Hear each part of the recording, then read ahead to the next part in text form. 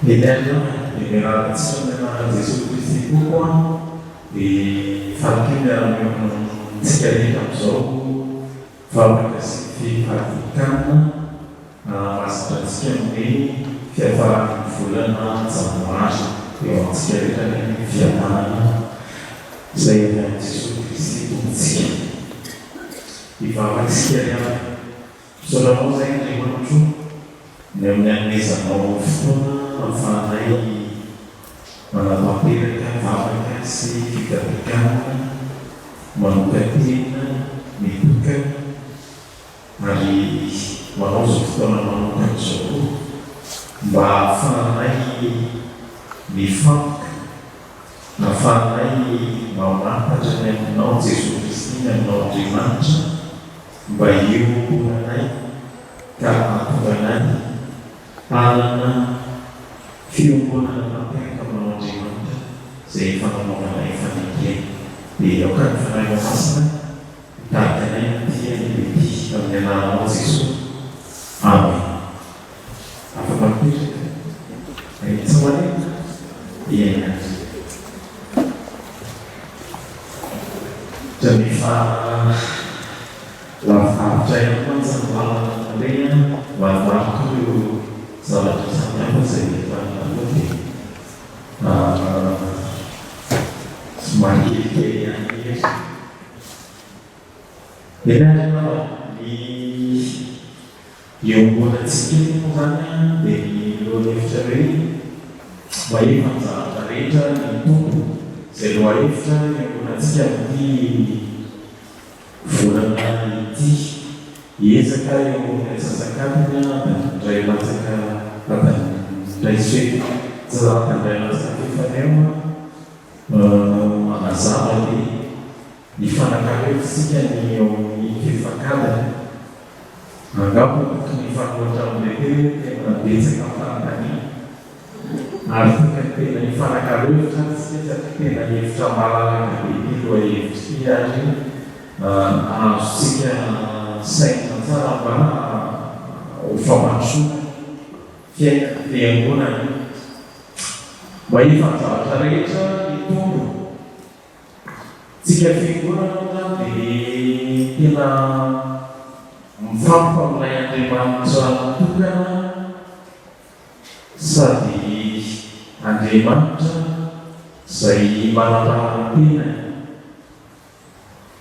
iwan dimaksud di main fasa gereja di awal yang sempat sekali main fasa gereja dan sempat sekali main fasa gereja dimaksud yang nyala nyasa sehingga masa pasien bayi faktor dari tapi macam mendalamkan asa nafala dari macam disini saya dari sekarang nasional berfungsi dari sekarang saintifik dari berfungsi semenjak saya faktor dari macam disini yang mulai faktor dari macam tina dalam tim yang baik.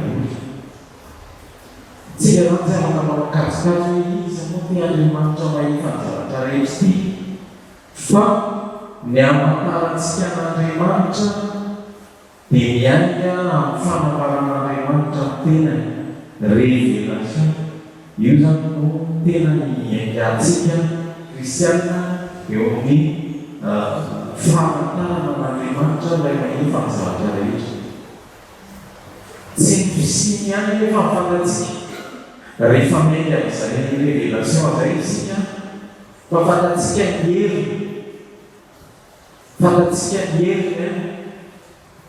fantasi yang sama fantasi yang inferior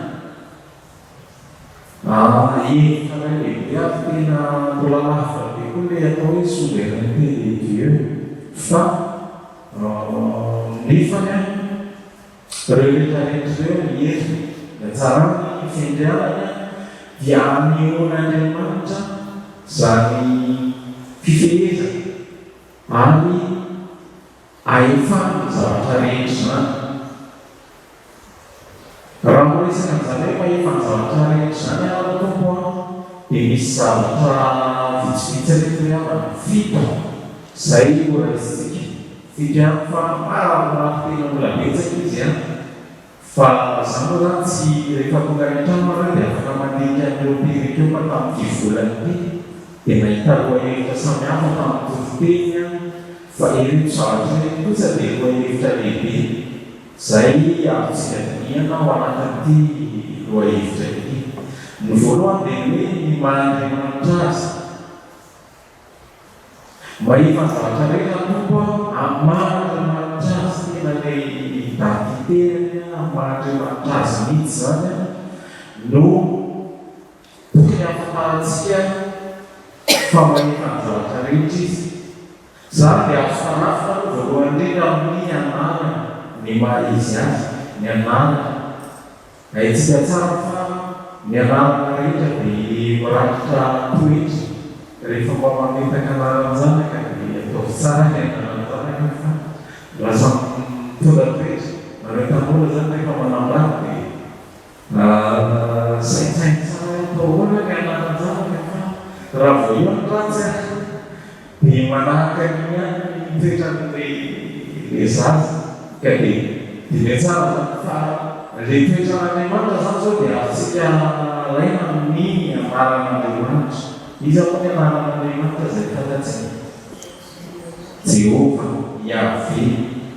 Ny zareo tatsinana zareo izay zanak'Israely tsy dia nanonona izy io amin'ny maha hoe tena ambony sy mametrany azy eo amin'ny toerana lehibe dia adonay no hiantsony azy fa ny Yahvé zay le anaran'Andriamanitra.